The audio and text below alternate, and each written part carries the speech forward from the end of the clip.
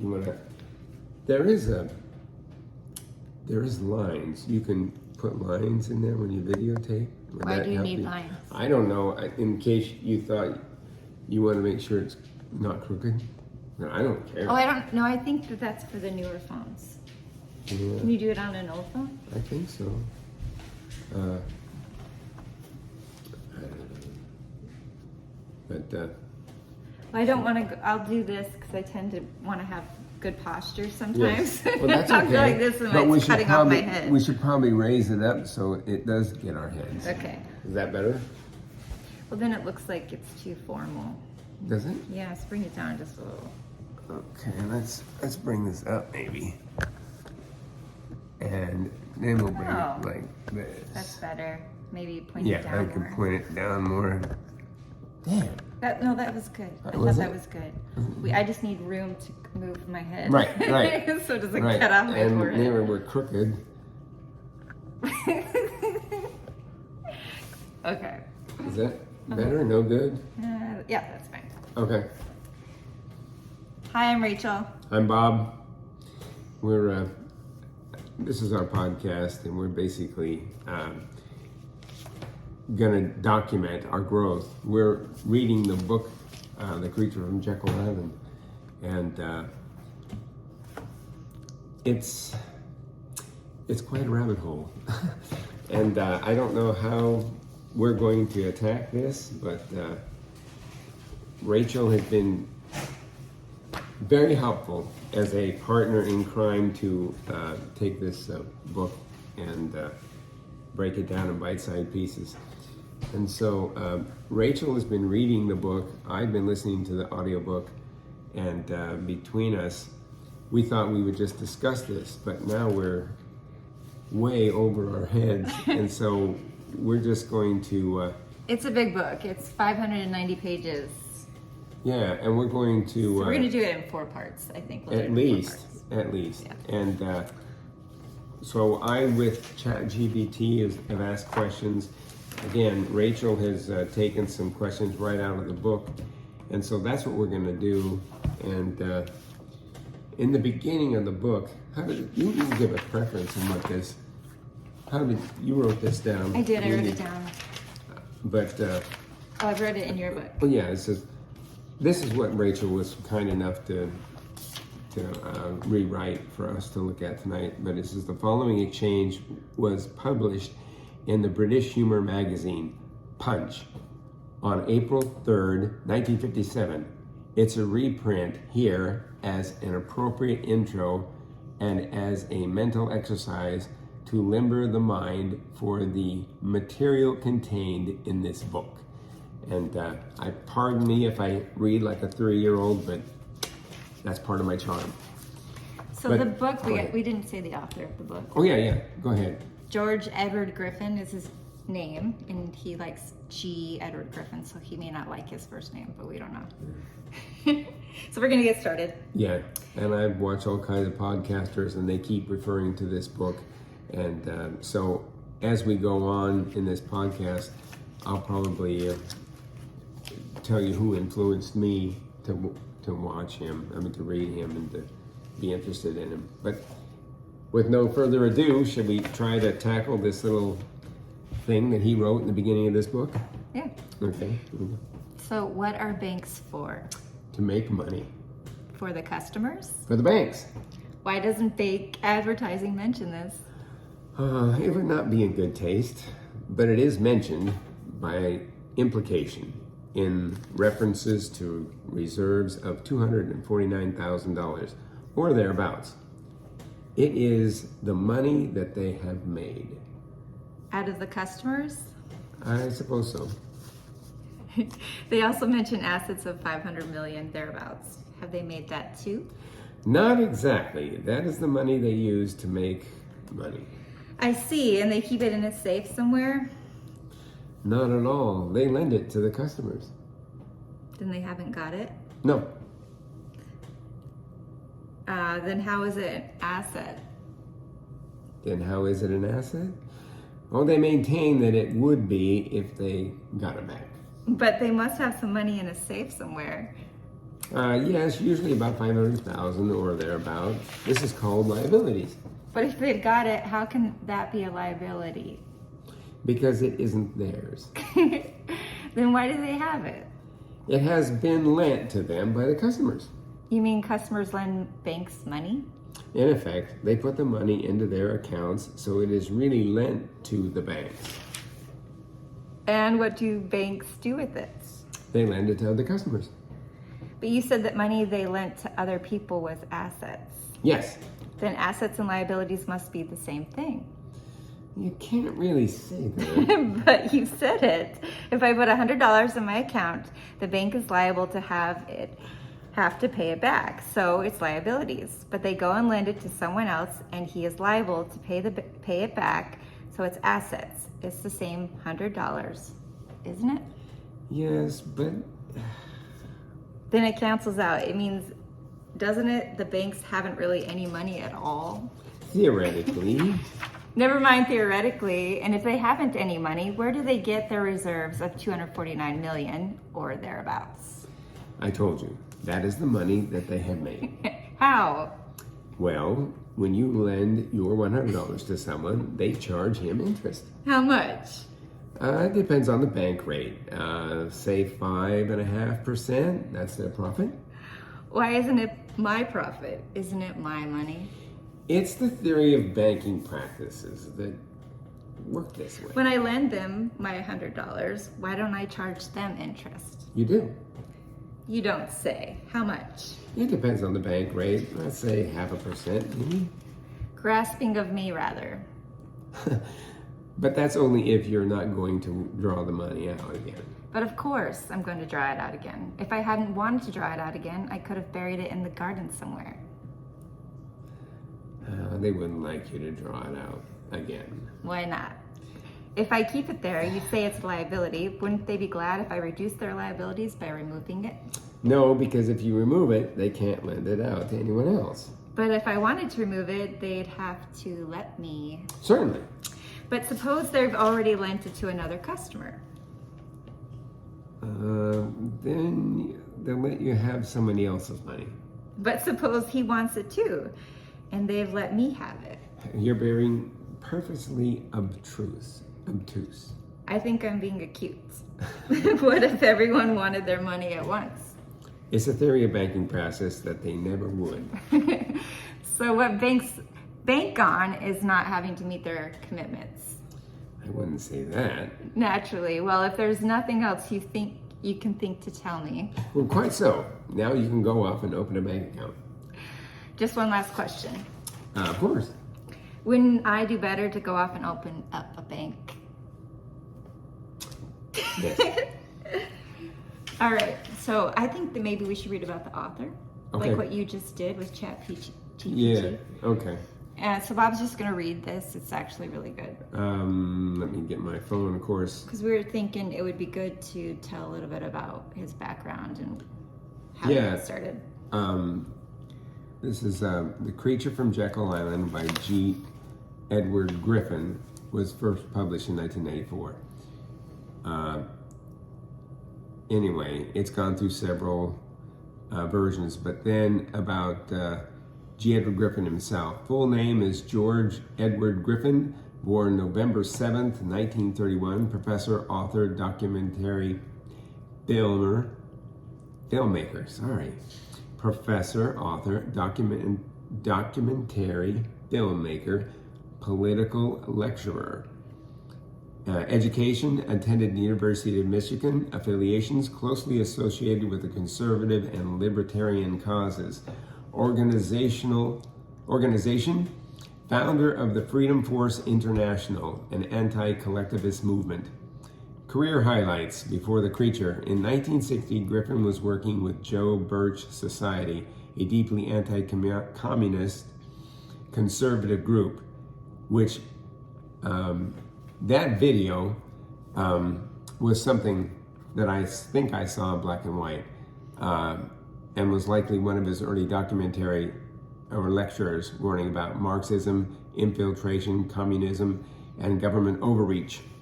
These were produced as part of a Birch Society media effort, One of his most well-known early works was The Capitalist Conspiracy, 1969, a film that warned of the global elite pushing collectivism and manipulating governments.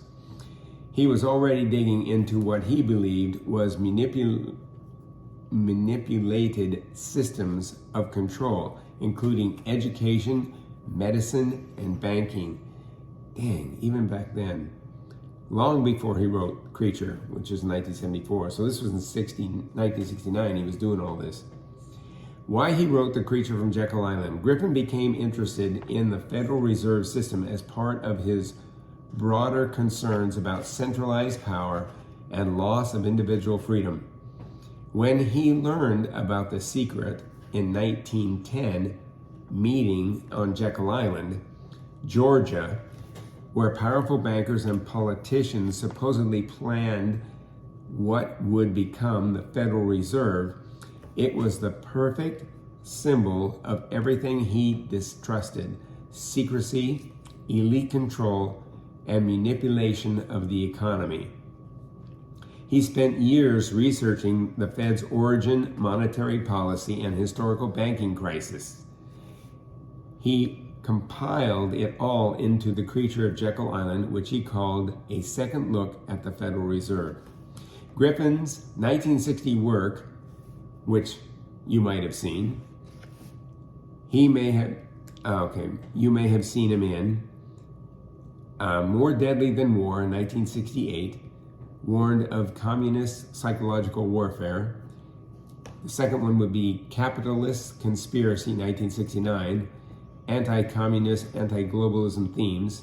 And the third one would be World Without Cancer, 1974, advocated for Laetrile B17 as a suppressor cancer cure, another hot button topic.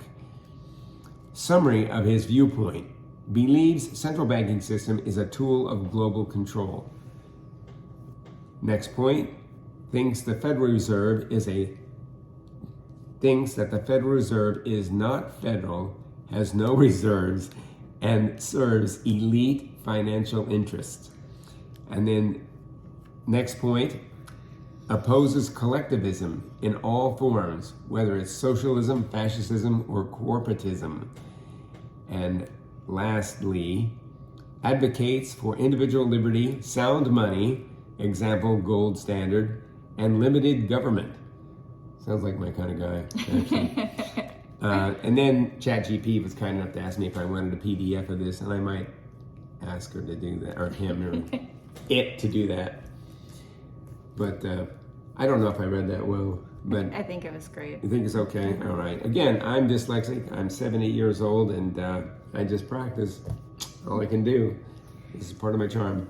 So I'm just going to do a quote from G. Edward Griffin. It's what can be done about the Federal Reserve System. You have to take truth and convert it into action. Not only do we have to write books about it, not only do we have to talk about it, hold lectures on it and send emails on it, and hold meetings and so forth, we have to reacquire the political power, influence over writing the laws.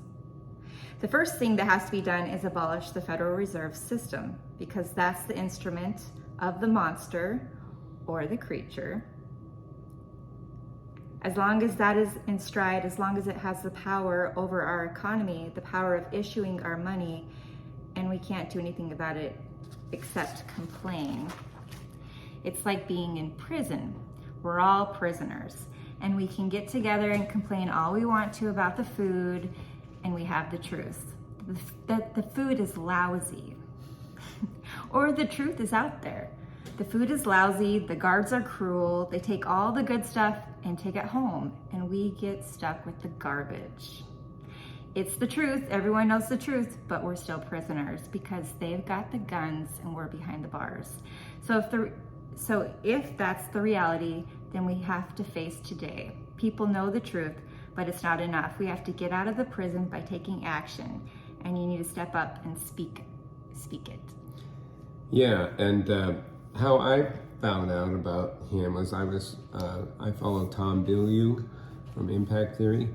In fact, I'm in his course, impact theory. I'm an impactivist, but also, I can't think of the guy's name, Robert Breedlove. Also was one of the guests with Tom Bilyeu, and then I started following Robert Breedlove, which is What is Money podcast. And then Tom Bilyeu recently has been talking more, having open discussions with his community and talking about things like this. And he talks about a beautiful deleveraging, which he is from Ray Dalio. Ray Dalio has a step-by-step process of how we could lower our deficit, how we can deleverage, get our deficit back on track, and then possibly abolish the Federal Reserve. But if you try to abolish this Federal Reserve right now, it usually ends in bloodshed, total collapse. So that's not the best idea. To not do anything, to let this go amok, and to let our dollar be devalued is suicide also. And that's what everybody's talking about when they're talking about this wonderful new budget that Trump has talked about. So many of my conservative friends have said they've given up. They think that we're just gonna now lose, we're gonna go into financial collapse. So now they're just trying to tell everyone in their own community and their own, take care of your own family and your own friends.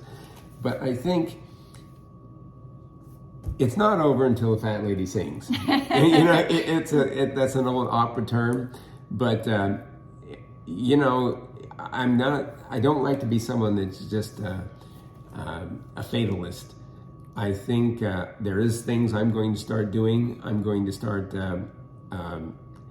investing more in assets. I'm going to do my own kind of work. So I'm going to invest in gold. I'm going to invest in properties.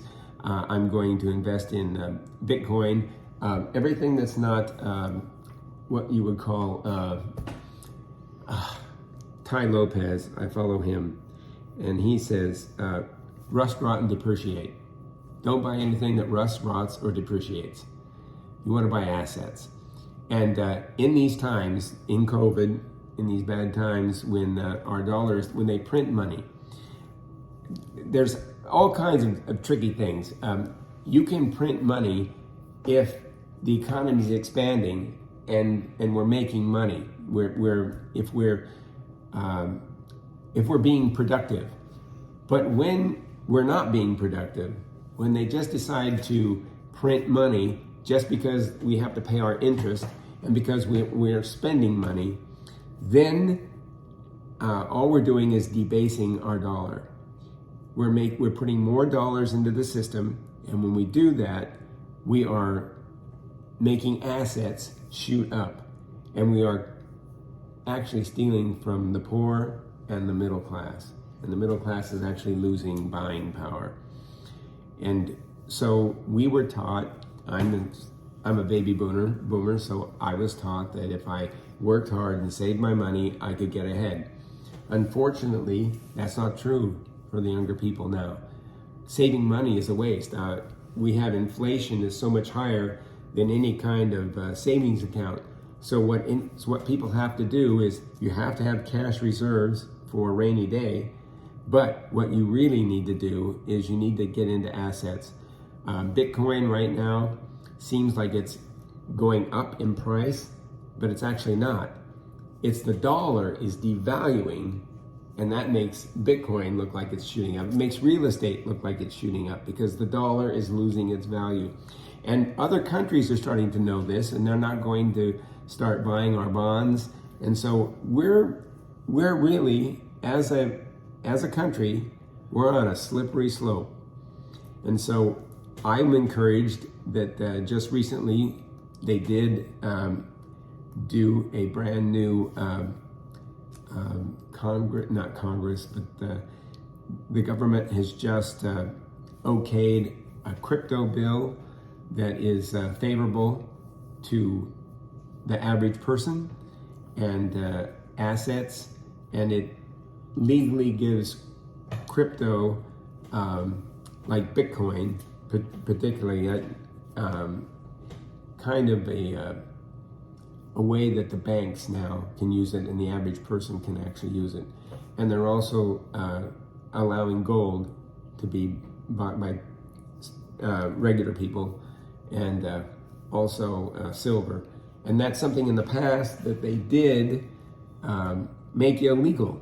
They did seize it during World War II, and when I was born in 1955, and I think there was a time in my life, I think there was a time in my life that people couldn't own legally gold, but, and I don't remember when it was okay for people to start owning gold, but I do know that in 1974, when I graduated high school, Richard Nixon took us off the gold standard.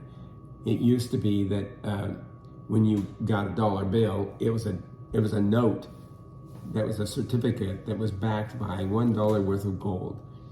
Well, he took us off of that, so now we're on a fiat system that has no backing at all. And so it's just paper. It's what people believe in. And so that's why it kind of disturbs me, even though I'm an older guy, when people say Bitcoin. It doesn't really mean anything, but Bitcoin is a really very sound, even though it's digital, it's very sound money because it can't be inflated, and because it's verifiable. It's verifiable by the people who do the mining, and if you have enough people that use it and work with it, then it can be inflated, and gold can be inflated a little bit, but Bitcoin's a little easier to use. So I'm definitely, if you think that the world is going to be more digital than it is today, which all things are becoming more digital, then Bitcoin has a place. But also gold and silver has a place, and then of course real estate. But for someone starting out, real estate isn't easy. The average home now is like $400,000. So buying assets or getting into assets is the best thing we can do. But also,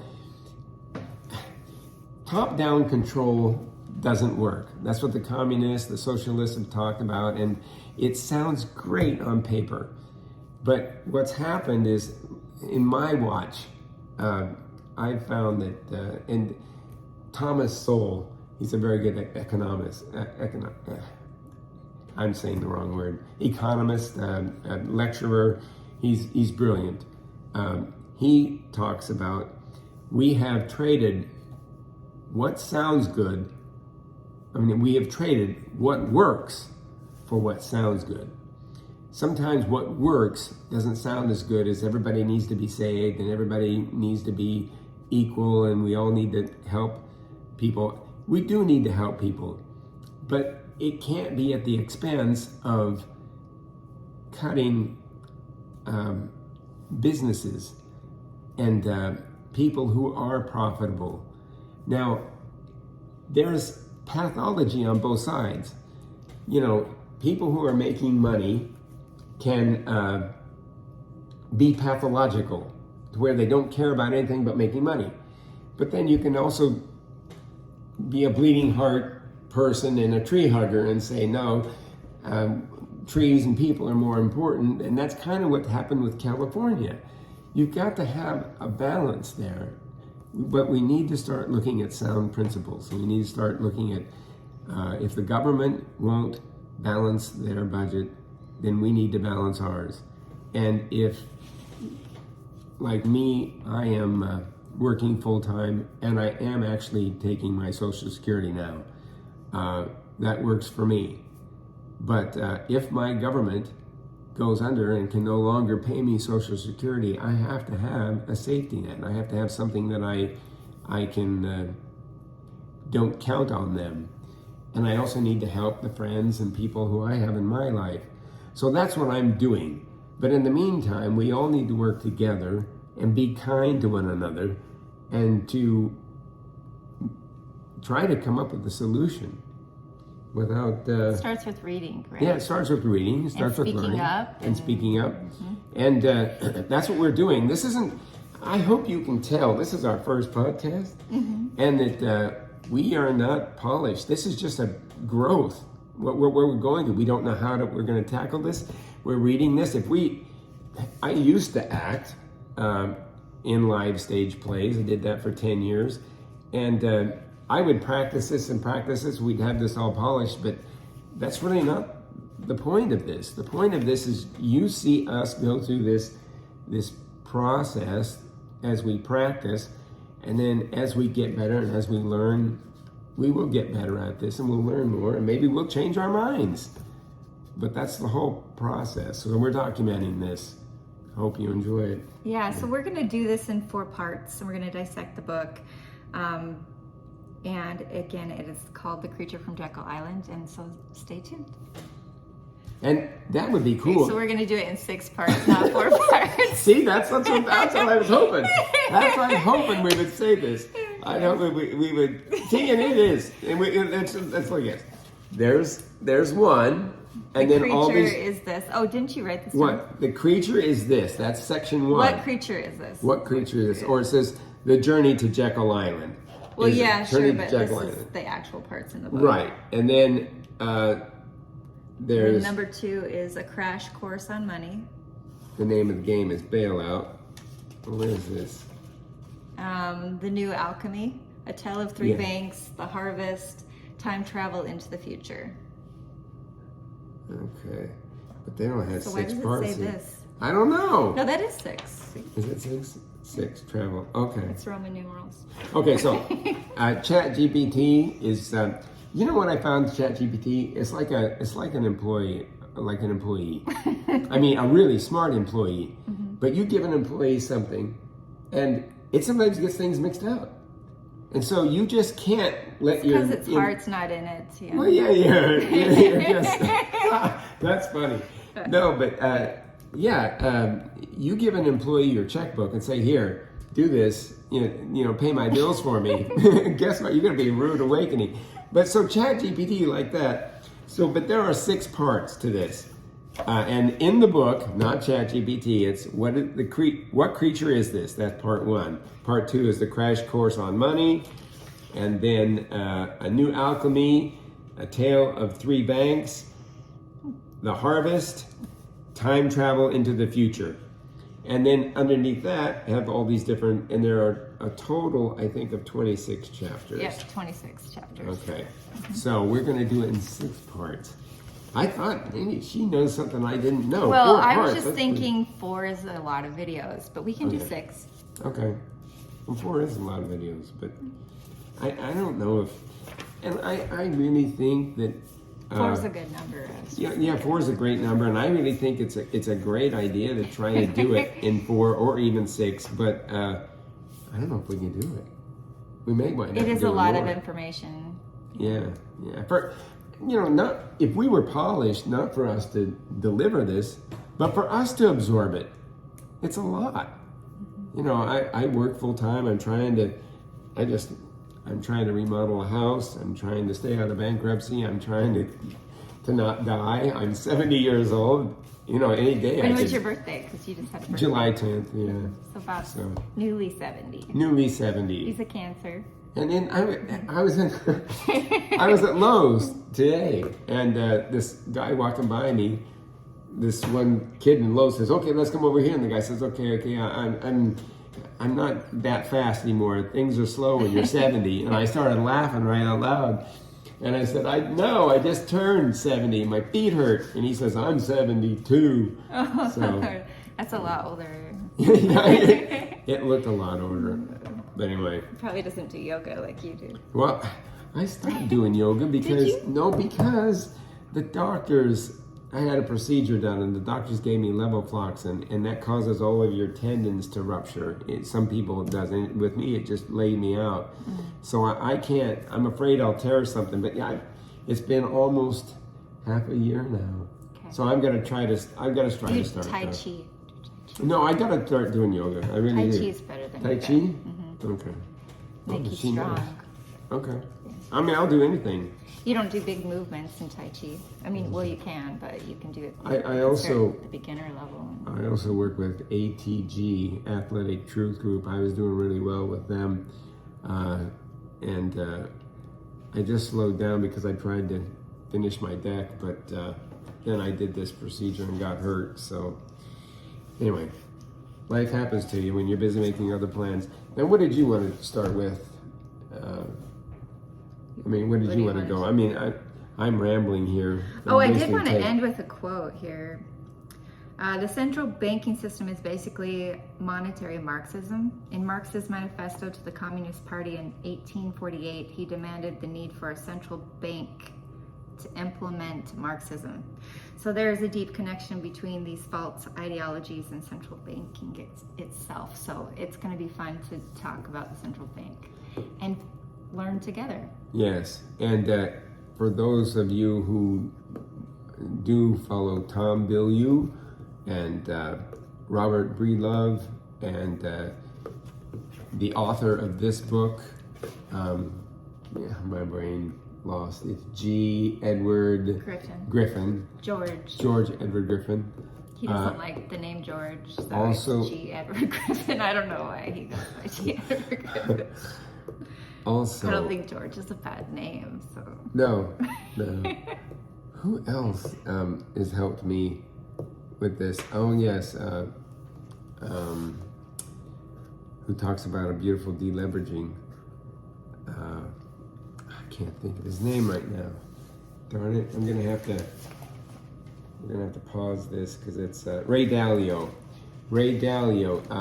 If you follow these people, they're gonna give you a much better overview and a clear understanding of what the central bank is, especially Tom Bilyeu. Tom Bilyeu is he's getting quite pissed off about the central banking system, and he's right, and I am too. Once you really dive into this, on what they are able to do, it's maddening. It's infuriating. Of what they can do, and it's not even a government-controlled entity. It's actually a private entity, and it's got its hand in all kinds of things that's causing us all kinds of grief right now. And not just our country, but England, it's causing France. In this book, it talks about how that France was one of the last countries to implement a Federal Reserve. But it's all over Europe, so we just stole the idea and we had to make it all like exciting because nobody would have fallen for it at first. Kind of like, and now they just see it as this is just normal, but it's not. No, it's not. Kind of like colonialism. Well, normal. I guess it's normal from where we came from, but we fought for freedom, right? And this is causing us to not be free in our country, and so we need to take it out. Right. And yes, and if we can do it kindly with everybody, and Ray Dalio talks about the beautiful deleveraging, and this isn't something I'd talk to you about, but I don't know what this is. Yeah, but it's actually a form on how to get our monetary system back, because we are, and how to get our dollar back, and because if we don't, our monetary system will collapse. And unfortunately, central banks are okay with war and okay with countries collapsing because they make money either way. And so that's what they talk about World War II. They're saying it's not about the money anymore, it's about power. So if you have everything you want, now it's all about gaining power, so they infiltrate our learning systems and everything like that. And that's why I really, the World Economic Forum, I think they are just as, they're the ones that want the control, and they're the ones that say you will own nothing and you will be happy.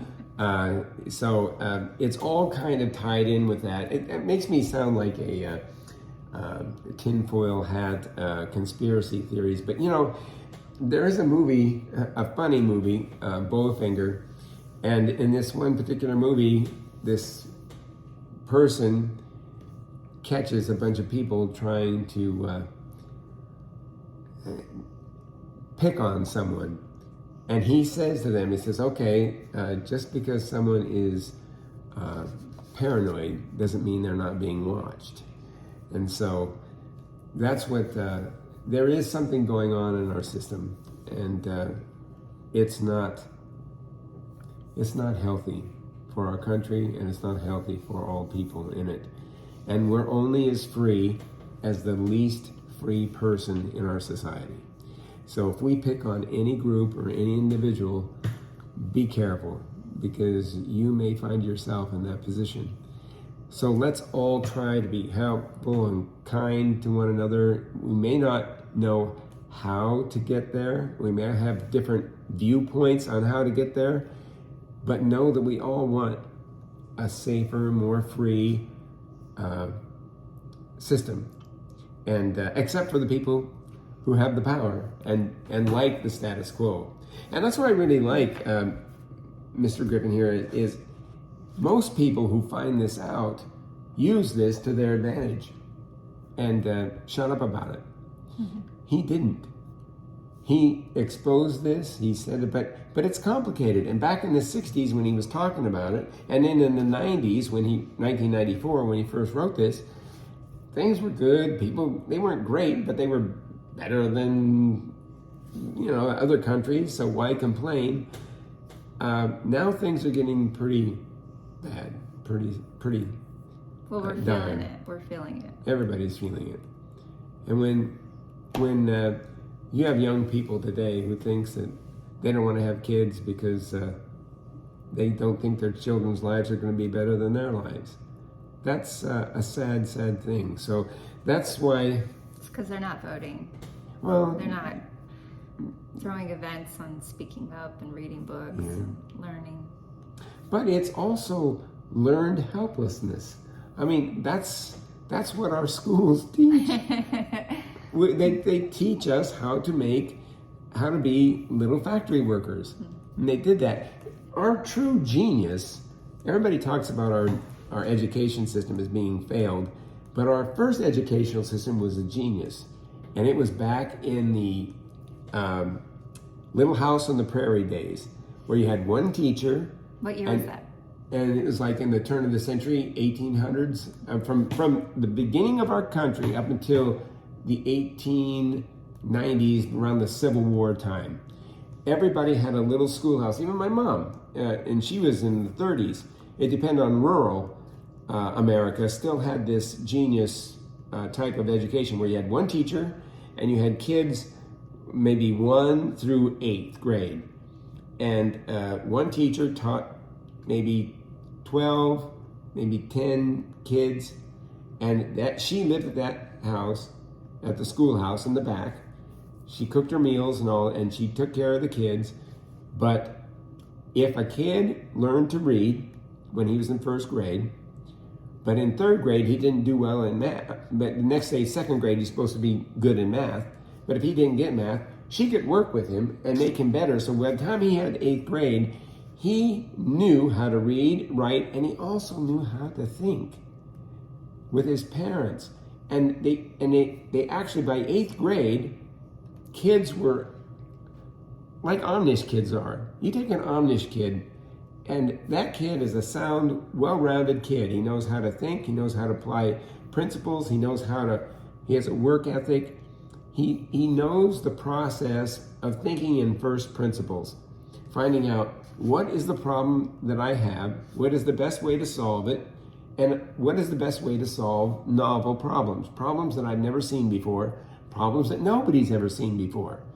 That's what we were training people before. But suddenly in the Rockefeller ages, and this book talks about some of those things, when the Rockefellers and all, and they started to need to get factory workers, and that's when we started doing 1 through 8 and then 8 through 12. We were making, don't worry about why you're doing it, just do this and learn this. And so we've actually taught our kids to have learned helplessness, so we need to fix our education system too. Anyway, Did you see a soapbox on here? I need to get off of it. Anyway, Okay. go ahead.